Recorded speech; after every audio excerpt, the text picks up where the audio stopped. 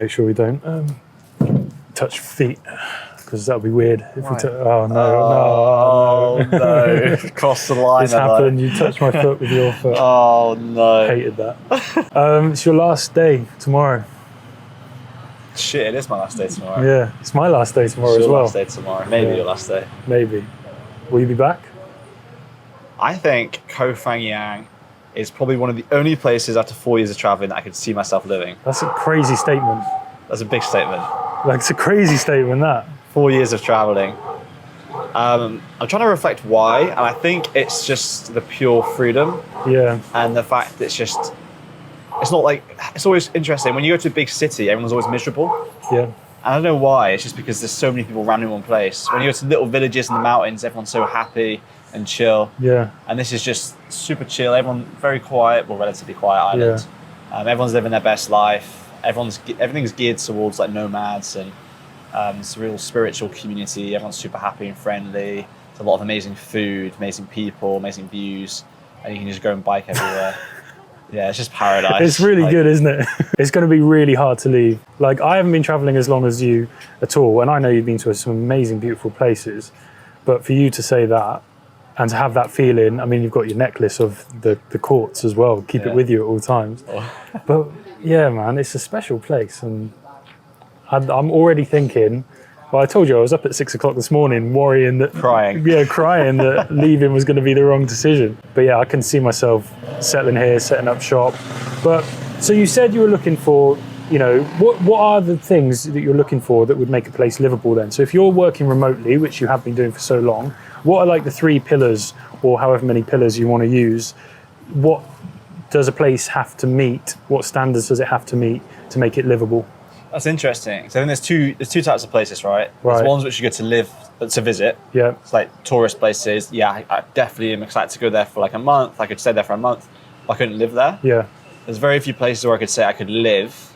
And I think it's down to the culture of the place. Yeah. Like, for example, this island is very much westernized. Yes. I feel like I could be in Europe or America. Like, I don't feel like I'm in obviously it feels like Asia, but not really culturally as much as if it was on like another island, for example. So that makes this different. It makes it more feels more like home than it like a random tourist place, which is beautiful, that I like to visit, but I couldn't see myself living there. So that's one aspect for sure. Touch feet again, yeah. So that's one aspect for sure. But no, I think it's interesting. I guess the pillars would be somewhere, you know, amazing places to visit, like explore. Yeah. So that's either like, you know, hiking, it could be water sports, island hopping. Like, as long as there's endless amounts of places to explore, that's a good location. And then it's good if you have like everything you need there. It's like a really good gym, you know, good places to go and socialize, good places to go and co-work. So I guess they're the pillars, but I guess the main thing is just you can't really create it. It's just there. It's that essence of you feeling an attachment to a place and feeling you're home there. And it's more of a spiritual thing than actually a tick on a box. Yeah, okay. Because I've been to other places which is like Koh Phangan, but they're not. Yeah. And there's not much, like, I don't know, Bali or other places like Gili Tea, like, it's similar, but it's not Koh Phangan. And I can't really explain why, it just isn't. I like that, and I think to add to that, one of the things we noticed straight away coming here, it wasn't as, I'm not going to say friendly, but people weren't as quick to sort of make relationships, whereas where you're traveling in hostels, people are there for a few days, you make friends quickly, we're best friends for 2 days now, never see you again, bye. Whereas here, people were a little bit more cautious to kind of instantly, particularly like at the gym, but that's because people live here. It's much more, you know, it's not as much of a flow of people in and out. So what I found is, after being here a few weeks, now I sort of know everyone at the gym, and you kind of seep into it. And I don't think there's any rushing that. And I feel like the longer I would be here, the more I'd get out of Koh Phangan, not because of, I've explored a new place. It's like the more you seep into it, you integrate into society. And this is a place you can really plug in for a while and integrate into it and become part of a community. Yeah, you become a tantra slut. Can we say that? But yeah, there's a lot of tantra sluts here. Yeah. No, that's interesting. Yeah. But that might also be the reason why this place feels like home, just because so many other people make it their home. Yeah. Like, if everyone here was just here for a few days and left, it probably wouldn't have the same vibe. Yeah, that's a good point. So it's just a continuous cycle of people staying here longer, which makes other people stay here longer. But then when they stay longer, they make businesses because they bring the home comforts with them. They go, do you know what, this place is beautiful, but it'd be nice to have this here. Okay, I'll build a business. So maybe that's... But then why did they stay in the first place? Anyway, we love Koh Phangan, basically. It's a huge review tick in the box for Koh Phangan.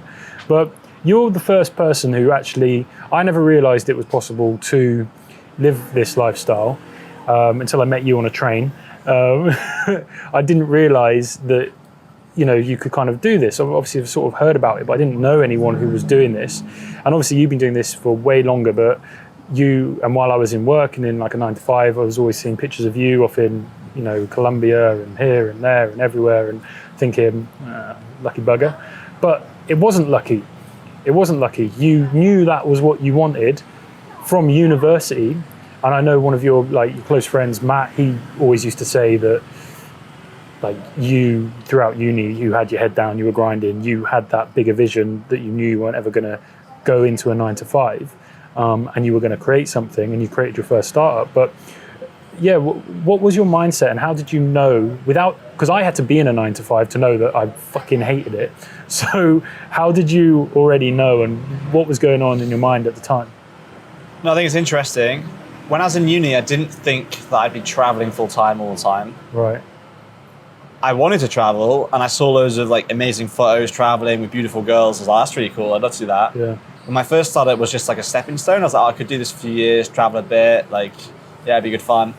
But then it just, you see the good life, and then you want the good life. You get a taste of it, and then you're addicted, and then that's all you want. No, but it's a good question. I think I'm through and through an entrepreneur. That's always who I have been, and I've always done things differently. Yeah.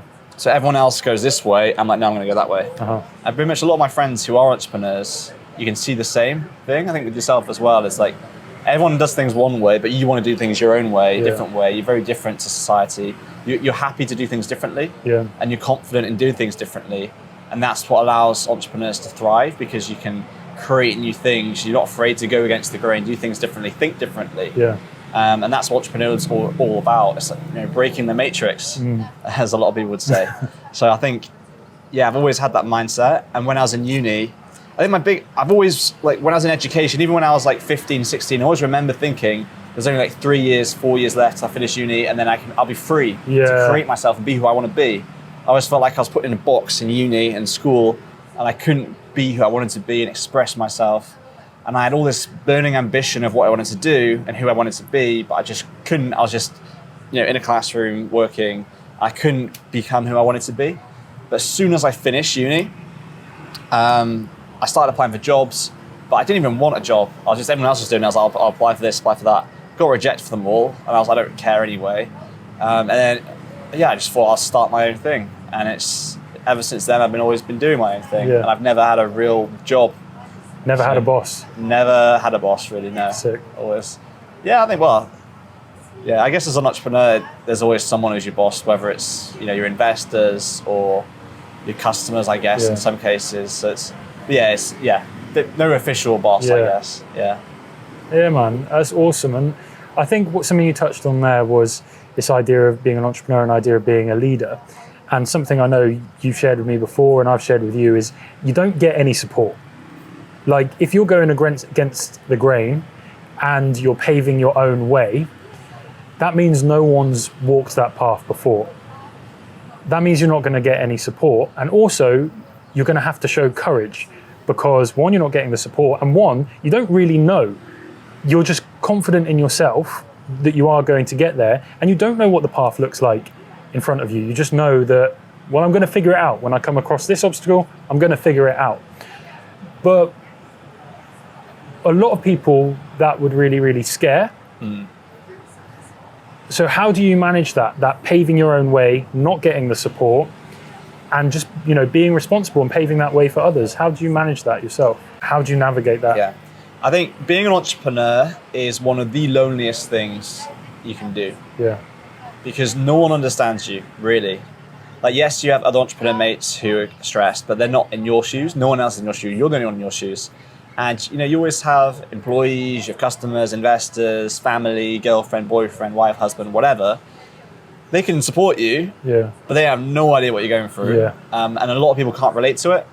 I know a lot of relationships which have broke up because, you know, the guy's there hustling away and the girl doesn't understand, or vice versa. The girl's hustling away and the boyfriend doesn't understand, doesn't relate. And it's, I think that what's helped me thrive and survive as an entrepreneur is surrounding myself with other entrepreneurs. Everyone's in the same mindset. Everyone's, in Death Valley about to, not have any money next month. And then obviously at the end of that is, you're very successful. But everyone's trying to survive and thrive together, and having this community of entrepreneurs is so powerful to help you move forward. That's why all of my close inner circle of friends now are all entrepreneurial or entrepreneurial minded or have some sort of entrepreneurialism in them, just so then you can just sort of relate to each other. You're supporting each other through the worst and the best. If someone isn't in that, they can't understand the worst and they can't be happy for you with the best. They just think you're just boasting about it. When you have absolutely every right to boast about your successes. But other entrepreneurs understand that, and you support each other through. You're each on your own journey, but you're there supporting each other through each other's journey, which I think is really powerful. What was the other question? Well, yeah, man, I think you touched on that a little bit. I love that, and this idea, it sort of comes in waves. Like, you're not all on the journey together, but you'll all be experiencing some success, and then someone will be having this success, but then there's a dip coming for them. You're in a dip, and then your success is here. But through spending time going through those waves and like understanding that journey, you can really relate to each other, and you sort of have a real, that group of people understand. They can zoom out. They see things in perspective, and I can see that being, very powerful. And also reassuring to know when you are in those dips that, don't worry, after the dip, it comes out. This is what happened to me. And when you see other people's stories as well, you know that if you keep going, I mean, one of my favorite things to think about in my head is like, the only way you fail is if you stop. And I really like that. I fully believe that. I mean, the only way you fail is when you decide that you failed and you stop trying. Exactly. But, you've had 2 startups at this point, know. Well, 3 now, but you're on your third. Third one, So you've had 2 and you're on your third now. Just I guess talk a little bit about that. Like, for a lot of people who, they're not in that world, it sounds very foreign what you do. How can someone take a step into that or make a move in that direction? So not suddenly, raising for millions of dollars. They've got an idea, they've written it down on a piece of paper, and they say, right, now I'm ready to, pitch it to VCs. How can someone take the first step in that direction, though, if that's something that really, ignites a fire inside of them? I think it's all about understanding the customer and the knowledge of the problem, the characteristics of the problem.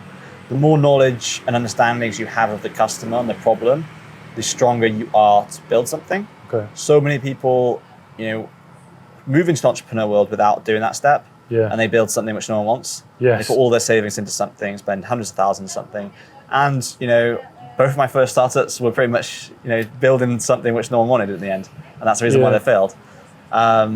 Just the market wasn't there, it wasn't strong enough. But I think the first thing to do, which is done very now in my third startup, is understand the customer, understand the problem statement. And the more you understand that, the more comfortable you are moving forward. And as soon as you'll notice that the more you talk to customers, you understand the problem, you get so excited that you found something that you can solve and help people. And then just moving in steps towards helping people and solving that problem, the more you build upon it. So I think that's a really powerful way to get into it, is just to spend all of your time focusing on the problem and the customer, understanding everything, and then you build a solution around it, and you keep having learnings. Imagine like you're building this $1 billion or $100 million or whatever, multi-million-dollar company, and the key to unlocking that is understanding the customer, and then you building towards it, and you're unlocking this potential in the market. But you have to prove that this potential is there to yourself, and then obviously to investors as well.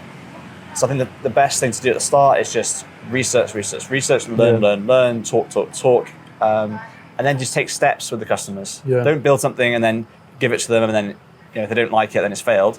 But just take steps, understanding, is this going to work? Will this work? Just be very curious, and I think that's a really good way just to keep stepping into it and gradually build something which works. Really like that. It's sort of becoming solution orientated. So practicing solving problems, like looking for where problems are in your particular area of expertise, perhaps, understanding well, I went through this problem. How could I solve it in this way? And just not that you're going to create an app or you're going to create a product, but just going through that process once a day of, right, if I was to solve this problem as a bit of software, how might I do that? Is that possible? And just sort of constantly being in that space, I think, it trains your brain. You're kind of doing reps to train your brain to think in a certain way. And I think a big thing that I've realized as well is it doesn't have to be, you don't have to make the next Google. If there's a problem that someone's having and you can solve it, then solve that problem. And then see if you can help lots of people solve that problem. And it doesn't matter how sort of big or small that problem is. If there's a problem and you can solve it, focus on that and find the most efficient, creative, and helpful way to do that. So I think getting into that mindset is really, really important. And I mean, I think we're doing it quite often.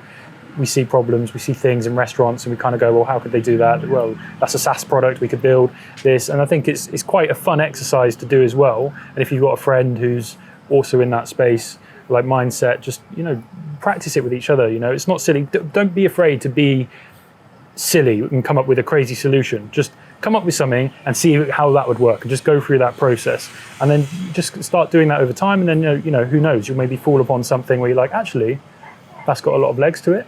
Absolutely. I also think, as well as the problem, the other thing's the team, and that comes down to you or you and your team, your co-founders, but understanding your edge of what you're best at, because that's where you can really thrive. That's where you understand the problem more, most likely. It's where you can really deliver on the solution. So I think really understanding, taking a step back, thinking, what are you good at? And that was always really hard for me, because what I was always good at was raising money. And I was like, well, that was always like, I'm building problems, but I can use that to solve this other problem, but that's not what I'm good at. And now I've built a company which I really love, because it's what I'm enjoying, what I'm good at, which is around raising money. So it's interesting how I've sort of learned that, but the long way, because I couldn't do that from the start. I had to do things which failed, but then learn how to raise, and then to do this one, which I really love, because my passion's around raising money. That's so true, man. And the people you're working with now are going to get the maximum value from you, because one, you found that area where you can add the most value and you're most passionate about, and that's that pinpoint area where you can just apply the most pressure. That's the maximum value. So it's better for everyone. It's better for you because you've got more energy, you're more involved, you feel passionate about it, and they get more from you because you're in that state of mind and you're in that sort of way of thinking. So it's just, if you can find time finding where that area is that you can add the most value, then you should, and you should definitely build something around that. What about people who say like, I have no idea what my passion is, I have no idea where I could add value, I don't have any purpose in life? You got any thoughts on that? Because I know a lot of people sort of say like, I'm not passionate about anything, I haven't got a purpose, so I wouldn't even know where to begin.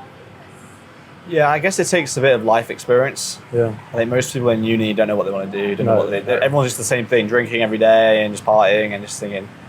There's no, I don't know, you don't have your own character yet. I think you need that bit of life experience to know, okay, this is cool, I'm good at this. Video editing, that's my thing. Or building tech products, that's my thing. Or coaching this, that's my thing. Being a personal trainer, that's my thing. Being a nutritionist, that's my thing. I think it takes time in life to understand that. But I think, I don't know, there's no right or wrong answer for how to come across what you're good at. I guess it's just having life experience, doing a job, changing jobs until you find it. Trying things. Sometimes you need to know what you don't like to find out what you do like, and then not to spend time in that area. But I also think it's interesting, like a lot of people that we see here, we spoke about this the other day, a lot of people that we see here, they're working out here, but they're just slaves in the sunshine. They're people who, they have a job that they don't actually like, it's just in the sunshine. And for me, you're still stuck at that point, because I think you should, like you said, find where you can add the maximum value, because that's where you're going to help others the most, even if it's in business or if it's like other people. Find where you can add the most value and then build something around that. So you're doing something meaningful day to day, and then build it online so you can do it anywhere, but then you're living it every day. You're not, because if you're still having a period of the day where you're doing something you really, really hate, but you're just in the sunshine, or you're by a beach or wherever you want to be, you're still, maybe it's a bit better, but you're still stuck. And I see a lot of these things online where they say, right, start this business. I can get you to 10K in like 3 weeks if you do this. And it's like, do you really want that? You know, what are you searching for here? Is it just like the freedom, or is it to sort of be doing what you want and then the freedom sort of comes along with that? Because I do find that sometimes that there's a lot online that we're sort of offered that is, you know, create a drop shipping store and sell these weird knickknacks. It's like, yeah, you could do that. Like, and I've looked into it and I've thought about it, but is that why I'm here? Is that why I've been put on earth? Is to sell weird knickknacks on a drop shipping store? Maybe some people have, and that's great. But for me, I always struggle with those things, and I struggle to put like 100% of myself into it because I know it's not myself.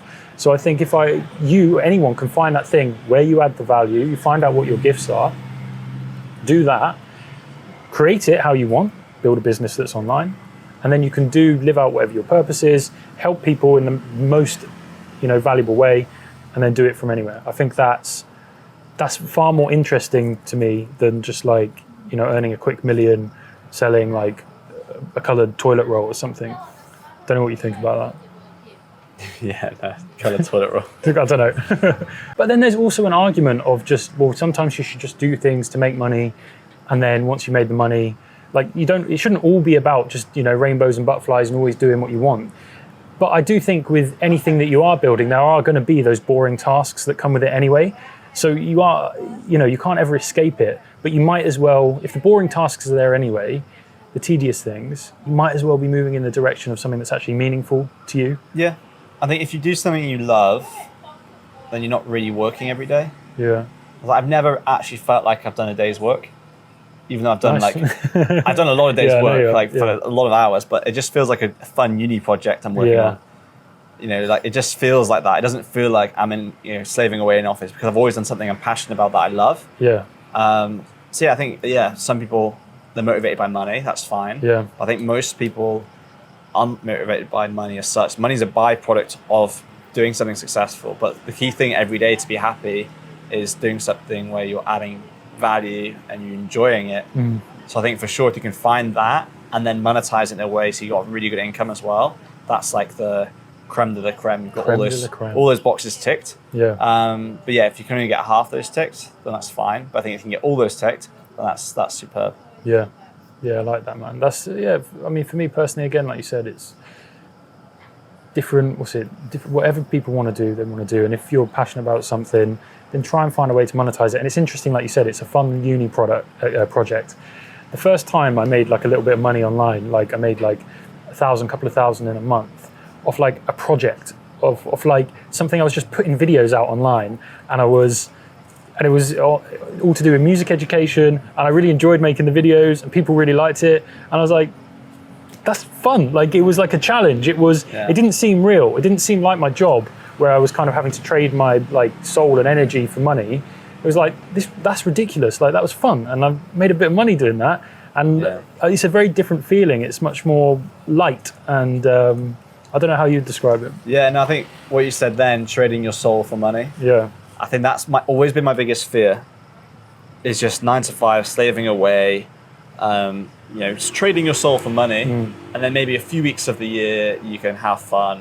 On the weekends you might have a bit of fun, but then that's it. So your entire year, you've got this much fun. Yeah. And I think that's just so sad, and I can't ever live like that, ever, because right now my entire year is just fun. Nice. It's just fun. And that, if it's just a few weeks of the year, feels like a prison sentence to me. Yeah. It actually does feel like a prison sentence. Like, I want to live every day like it could be my last. Just enjoy it. Work hard, smash, be successful. But yeah, I don't want to ever trade my energy for money, ever. Yeah. That's beautiful, man. Mate, I appreciate you, and keep building the island. Always. Building the island. And yeah, I'm sure we'll be back here very soon. Yeah, man. Good chat. Smashed it.